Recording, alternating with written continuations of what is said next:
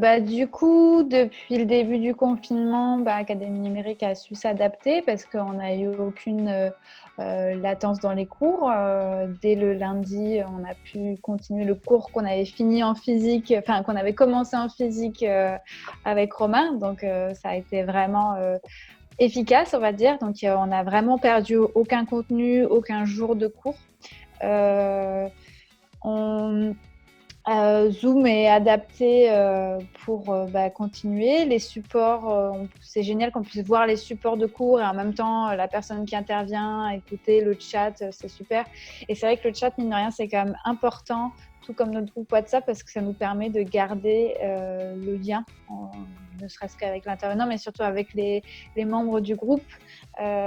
C'est vraiment chouette, important, que ce soit pour des choses sérieuses ou quand on peut interagir avec l'intervenant, mais aussi pour des trucs plus décontractés entre nous tous. Et ça, c'est assez chouette. Ça permet vraiment de garder le lien parce qu'on s'entend tous bien. On a un groupe sympa avec de la bienveillance. Donc ça, c'est chouette que c'est même à distance avec ces outils, ce lien-là soit resté.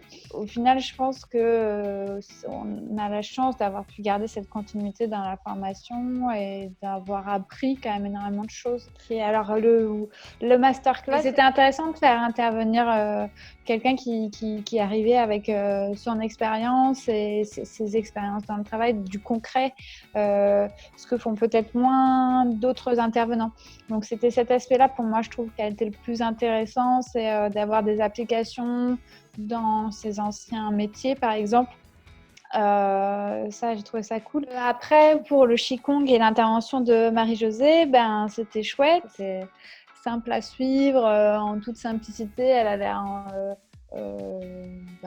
sympa. Enfin voilà, elle dégage quelque chose de simple et c'est ça qui était chouette, je trouve.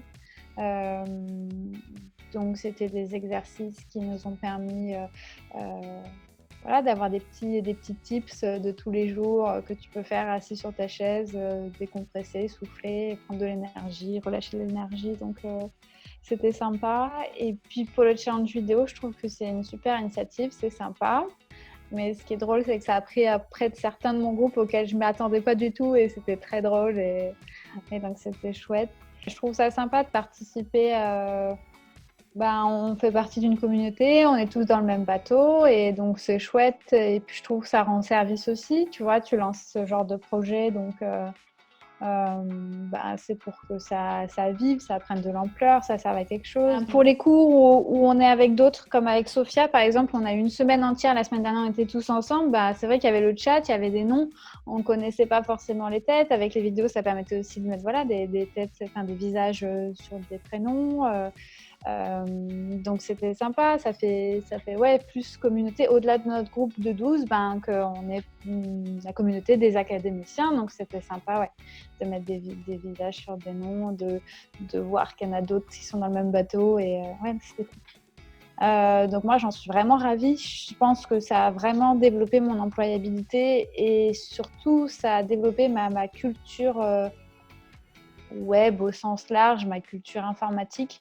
C'est vraiment, je suis allée jusqu'au master, donc du coup quand même des études j'en ai fait et j'aimais ça, mais là c'est la première formation où tous les jours quand on me parlait, on me disait alors comment ça se passe, et tous les jours je me rendais compte que j'hallucinais de tout ce que j'avais appris.